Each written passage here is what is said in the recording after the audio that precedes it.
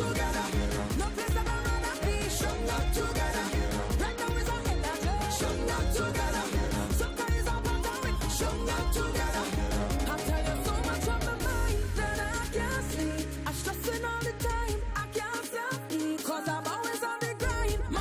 right, so welcome back, everyone, on this wet and cool day in Port of Spain. Again, there is an accident on the Beetham Highway, so I would have told you about that a little earlier. So if you have to get into Port of Spain, other routes may be the best option for you in trying to get to work this morning or trying to get to school in Port of Spain. All right? So, as you know, an energy conference is underway. All right? So this morning we are speaking with Javed Razack, VP Shared Services at Ramps Logistics Limited and Eldorado Offshore, about the ongoing conference. Yeah? So this year's theme is Accelerating Action. Good morning, Javed. Hello, Javed. Are you hearing me? All right. Javed seems to be having some difficulty in hearing me. You all, could we address that? And we'll get back to Javed. All right, so tell me when Javed is ready. So I think we have Javed now. Javed, good morning. Hi, good morning. How are you doing? I'm good, Javed. Always good to speak with you. Javed, as we look to see what's happening at the energy conference, as we discuss the energy sector again, is there any concern for you and your company as you go in to hear what's happening at this energy conference? Do you have any concerns? Is there anything really that you'd like to raise in a holistic way as it relates to energy in Trinidad and Tobago and the environment? Yeah, I think that one of the things that the services sector really needs to understand is that there's a difficulty with a lot of transparency in the energy sector in TNT in terms of what's the upcoming plans, what are the current activities, who's doing what. The services sector needs to understand that to know how to prepare, what they should be planning to tender on, what they should be, how they should be splitting resources, what the opportunities are. And for a long time in Trinidad, I feel like that's the norm. But we compare to what happened in Guyana, where there is extreme transparency of public information, right? You could check the news sites there as compared to us, and yeah, they have a lot of activity because of the development there, but everything is published, everything is known, companies are very open about what they're doing. And in Trinidad, I feel like you have to go to one of these conferences to find out a little bit of information. But what is the reason for that, Javed? What's the reason for it? There's become a culture in TNT where everything, and companies believe, and even people believe, and even regulators believe that everything is confidential for some reason. And the majority of the information is not. I think there are very few operators here. I think this become a habit over the years. I think it's time is local content development as well, because when the local companies don't know what's going on, it's very difficult for them to participate. Yeah, I think that what you're speaking about there, if there is no transparency and there is no, let's say, roadmap as to how you move forward, then how do companies prepare for what is to come in the future? Yes, exactly so, right? I mean, there is information, but it's not nearly as open as it should be. I really think like the Ministry of Energy as a regulator should make it a point that all tenders, all contracts must be advertised on their website from all these different companies. That it should be published there. It should be accessible by any of the companies. At least the information should be there. There should be look aheads in terms of what's coming next, what's upcoming, and of course there are certain projects that may not be certain. There might be some variation as things change. Could imagine things like the Dragon project and so on. The timelines and so on are uncertain. So you don't expect those things to necessarily be there yet, but there are a lot of projects in the pipeline, right? That will also help the sector to feel a sense of, optimism more often, Yeah. But how does this affect a company such as yours? If there is no transparency, there is a lack of information, there is a level of difficulty in doing business, how does that impact a company such as yours? So, for example, I'll tell you how it works with the services sector, right? You have to be pre-qualified to work for different entities, right? Whether it's at the operator level or at the major contractor level. So companies like us have to form our business relationships with these companies, get into their pre-qualification process, which is where you show them all the information, all your certifications, experience, and so on, their HSC. There's a lot of different areas up there. And then when tenders come out, you should be invited directly from these companies, right? Now, it takes a lot of effort and resources for companies like ourselves to get to that point. And there are a lot of smaller service companies that are not in that position to do so. And they're not necessarily in the loop. And even ourselves sometimes are not invited to different tendering processes. Sometimes we wonder if there are tendering processes or if they are sole selected and so on. And that may be warranted in some cases. But majority of the work that's being done should be advertised, and it should be advertised at least locally. Yeah, and I think, Javed, and I think that you will tell us just now, but I think that you're agreeing with what the Prime Minister said yesterday. He said that he has attributed the slow approval process for getting energy projects off the ground in Trinidad and Tobago to workers' cultural lackadaisical approach and slothfulness. Rowley responded, one of the things that we have to accept is our cultural lackadaisical approach, never to be hurried to do something on Monday if it can be done on Friday. And of course, don't do it on Friday if you can do it on Monday. Those things have far-reaching consequences where the decisions are in fact required to start engines. So I suspect what he is also calling for is a re-engineering, if I can say that, of the system. Yeah, in the energy sector, of course, in all the industries in the country, but let's specifically talk about the energy sector. There's a multitude of government agencies that are required you have to work with and get some level of permissions and so on from, right? The Ministry of Energy, of course, is the major regulator, but there are quite a lot of others that are involved in different processes, from customs, immigration, the EMA, and so on, right? And all these entities function, obviously, on their own. Sometimes they feel like they're all in silos, and a lot of the companies who are applying to do projects find that they have so many different barriers to pass through, and they feel like every entity is on a different page sometimes from each other. So when you talk to some of the smaller onshore companies as well, they'll tell you, we spoke about it quite openly yesterday, that even if they get through with one entity, the others are very slow to move and they can't understand why. And I think that's what the Prime Minister was referring to. And I really think it's time that some, we speak about this all the time, so it's not new information, it's nothing new that we're saying. There is a culture of moving pretty slowly sometimes, and I feel like it requires some direct leadership sometimes. It requires somebody to take the reins and say, hey, we're going to make this process simpler, right? That could apply to anything in TNT when it comes to doing business. Yeah.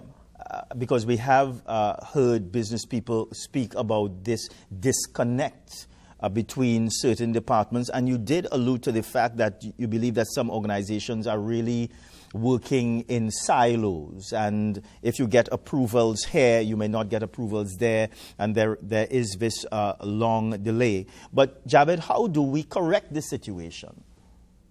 I think so. Like the Prime Minister mentioned this, and we've always heard the speaking about collaboration, right?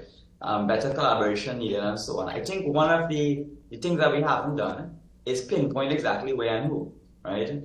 So we sometimes there's a lack of wanting to speak about what entities we need to collaborate with because we don't want to offend anyone, right?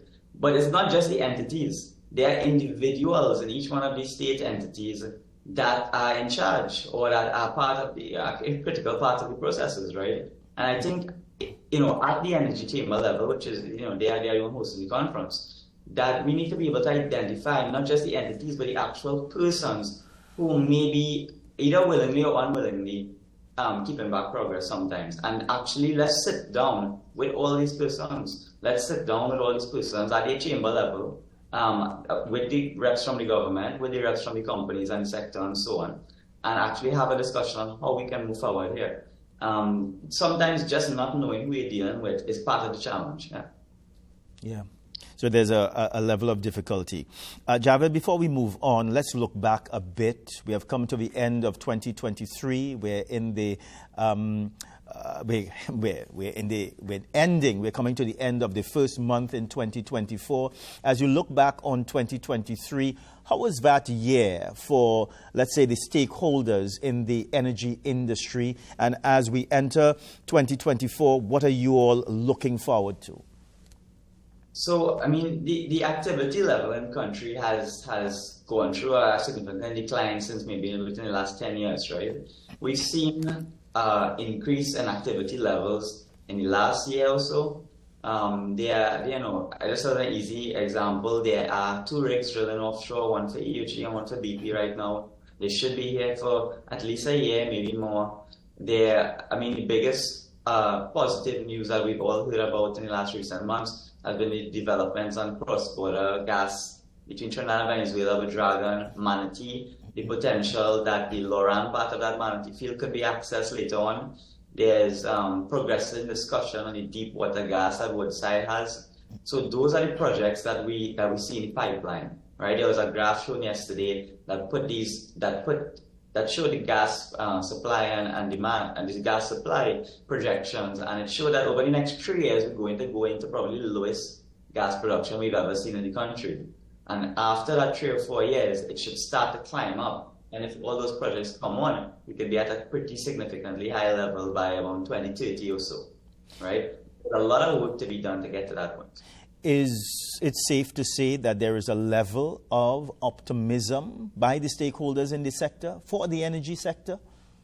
I think it's cautious optimism. Yes. Things like the Manatee project. We see that's the one from Shell. Things that we think that one is most likely one to come on. That's the one that seems to have the most certainty. We're very optimistic, of course, about Dragon, but the timelines and so on are still uncertain. The deep water itself is uncertain. And beyond that, there are smaller projects. There are EOG and BP, and they are doing other things. There is infill drilling and developmental work being done that kind of just balances the equation. They kind of just, that gas supply kind of just balances what they may lose naturally. So it's important work. There are bid rounds happening, right? The shallow water bid round is open right now. I understand that closes around April. Deep water blocks were signed recently, and the onshore blocks, we're still waiting to see those signed. They were announced almost a year ago, maybe middle of last year, and we haven't seen those contracts been signed yet. And the Energy Chamber made a point yesterday that every year that these projects take to get off the ground across the country, they put a number to over $100 million US per year. Yeah.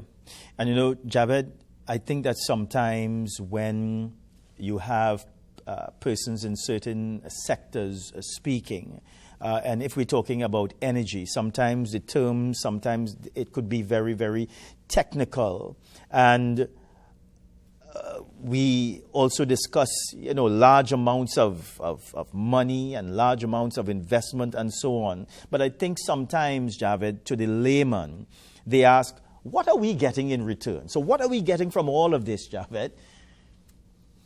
Yeah, no, so that's the important point, right? At the end of the day is what the citizens actually get from this, right? So how it's supposed to work is that all this upstream and downstream activity, in a couple different ways, supposed to benefit the average person, right?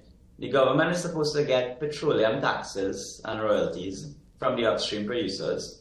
And then at the downstream side, they're supposed to get corporation taxes. This is from like the plants of Point Lisas, Atlantic, and so on. So the government is supposed to get significant amounts of revenue from taxation at the upstream and downstream side, as well as at the service companies level, right? Of course, all our companies pay taxes. So that's the major way that the government is supposed to attract revenue and then use that for the benefit of the people. And then, of course, the next big area is in direct employment and indirect employment, right? So companies like ourselves, as well as the operator level, they employ hundreds of people, maybe thousands of people directly. We also pay our taxes that go to the government. And of course, that money works within the economy as well. And there's quite a lot of indirect labor employment as well from other sectors that facilitate the energy sector. So that's the two ways that the layman's supposed to really benefit. But of course, government policy and the way that they spend money is not within control of anybody in the sector. Yeah. How are we expected to compete, let's say, with some of the key players, such as in the Middle East, Russia? I know that China also has a role to play in all of this too.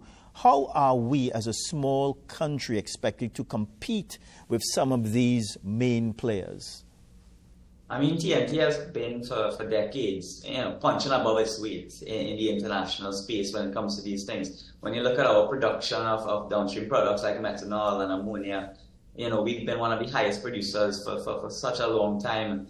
Atlantic used to be one of the largest LNG facilities in the world, probably still is. BP and Shell, and they have boasted that some of their highest producing wells in the world have come from TNT. So we've had a significant contribution even globally, right? The potential to supply cross-border gas is something that, as they mentioned yesterday, the European countries are looking at eagerly because they see that as a different source that could be a long-term supply source, for them, as we have for many years. So we are in the international space, right? We don't have to try to compete directly against Russia and China and so on. We have our space there. We have to figure out how to maintain it. And what new things are we going to do? As we mentioned before, things like the hydrogen economy that we're trying to build out. I understand it's making progress. Again, we feel like it's just not moving fast enough. But I understand significant inroads have been made there. And as we come closer to home now, what about the situation, let's say, in Guyana and in Suriname? How do we find our little niche? I mean, we are speaking about, when we speak about Suriname and Guyana now, we're speaking about a lot of resources, while we are speaking about in Trinidad and Tobago dwindling resources. So how do we find that balance and that comfortable spot for us?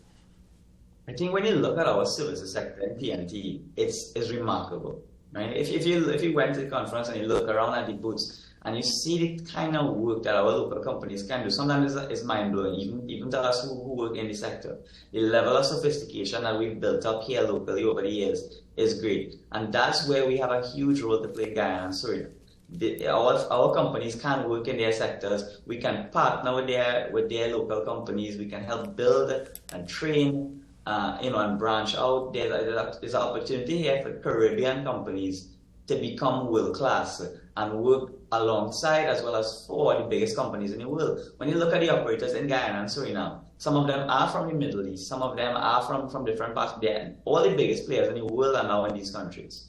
And it means that if we can work for them, and when I say we, I mean Caribbean companies, if we can work for them here, there's no reason that we can't be able to expand over time and move and work in the Middle East, work in Russia, work in China, work in North America.